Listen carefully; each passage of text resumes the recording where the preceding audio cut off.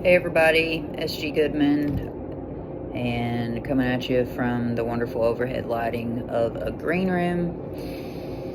It's just where I'm at. But anyway, I've been asked to share some inspiration, or what was inspiring to me while writing my upcoming album, Planting by the Signs, which is out June 20th. And I know that I should probably talk about music, but the truth is, during that time, being out on the road and listening to a bunch of music, when I was actually in the writing process, I tried not to listen to a bunch of music. Instead, I tried to read a lot more books. So, if I'm being honest, I think that I should talk more about the books I was reading. And one very important series that I read were the Foxfire books. They're super neat collection of kind of how-tos and belief systems, rituals, practices, history, folklore of the mountains, Appalachia.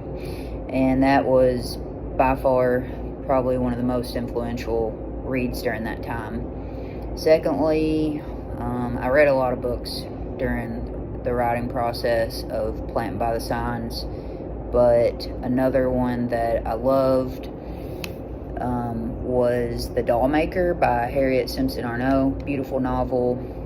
Takes place between Kentucky and Detroit at a very specific time period, and super tragic, beautiful. Just, I missed the characters after I finished it, which is always a good sign. You should deeply miss the characters.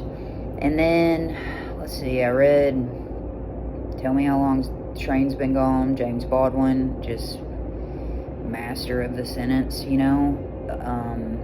and lastly, I'd like to plug and say one really influential book was The Wild Edge of Sorrow, and I think that one was super impactful because it was about really respecting grief rituals, and in a way, there was a lot of, I think, certain elements of this album was a grief ritual.